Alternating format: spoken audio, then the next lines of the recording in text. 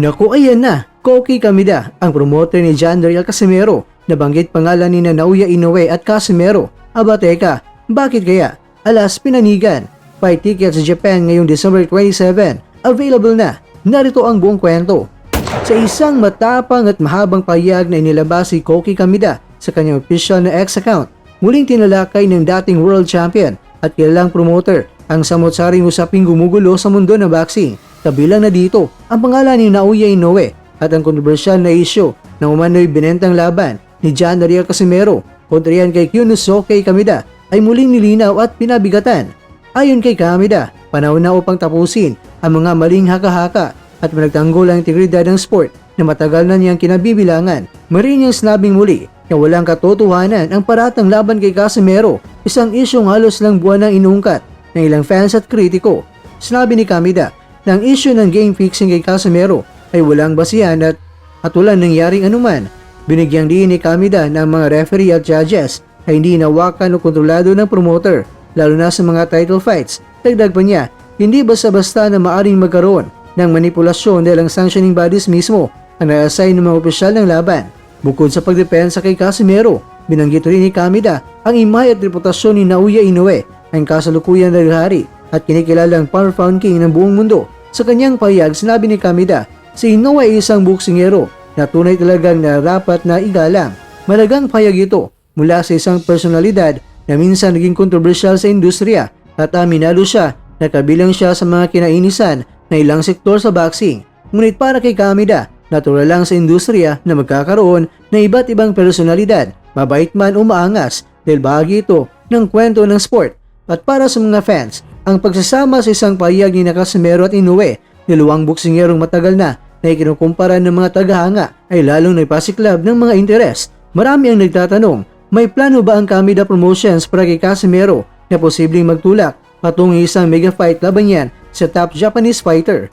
Sa ngayon, wala pang kumpirmasyon si Koki Kamida, ngunit ang mahalaga, anya, ay malinaw sa kanya na hindi dapat sirain si Casimero sa usaping wala namang ebidensya. Kasabay ng kanyang pahayag, inanunsyo rin ni Kamida na opisyal nang available ang tickets para sa malaking boxing event sa Japan noong December 27. Tampok dito mga kwento ang labanan nina Masamichi Yabuki at ni Felix Alvarado, isang high-level matchup na inaabangan ng mga boxing fans, lalo na't parehong kilala ang dalawang boksingero sa mabilis at agresibong estilo. At ayon kay Kamida, ang darating na event ay bahagi ito ng Saiko X/Japan Triumphant Return, isang serye ng boxing shows na layong ibalik ang lakas at reputasyon ng Japanese boxing events sa international scene. Gayunpaman sa ngayon ay hindi pa muna nakalagay sa opisyal na nakalinya itong si John Daryl Casimero sa fight card. Kaya naman maraming haka-haka ang lumabas sa online. Baka hindi raw kasali talaga. Ngunit batay sa mismong payag ni Kamida sa nakarang buwan ay isisingit niya si Casimero. Kaya hintayin na lang natin mga kwento ang final announcement. At alam naman natin ngayon na si Casimero ay todo ensayo na sa ngayon.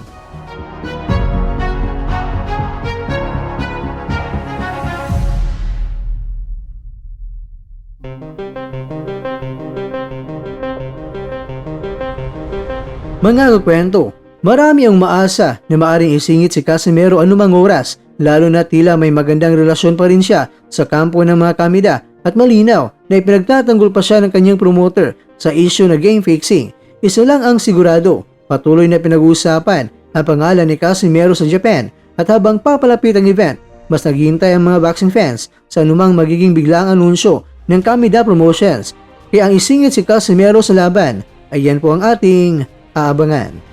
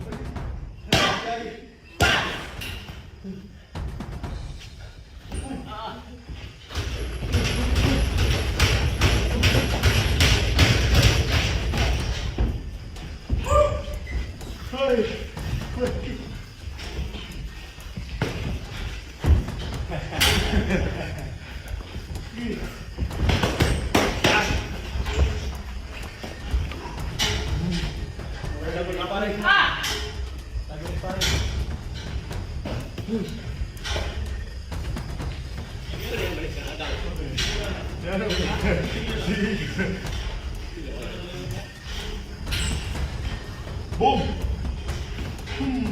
Ay, jab. Dua.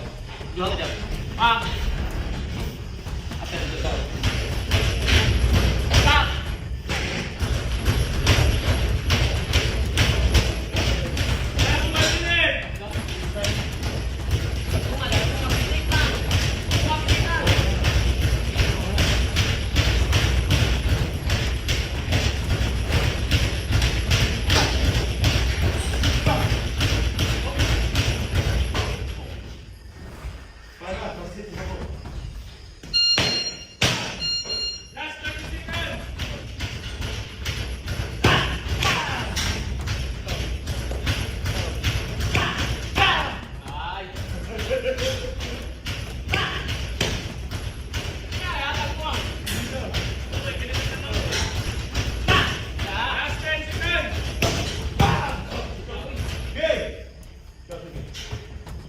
Jab, jab, jab.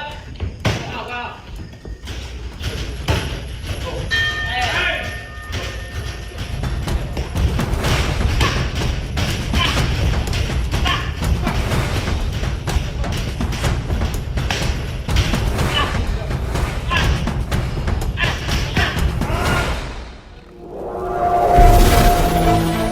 At dyan, nagtatapos ang ating kwento.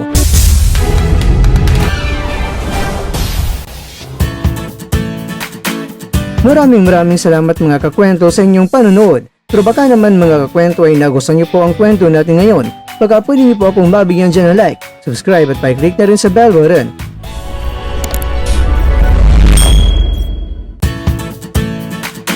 Pero bago tayo tatapos mga kwento, syempre, shoutout po muna tayo dyan sa ating mga kakwento.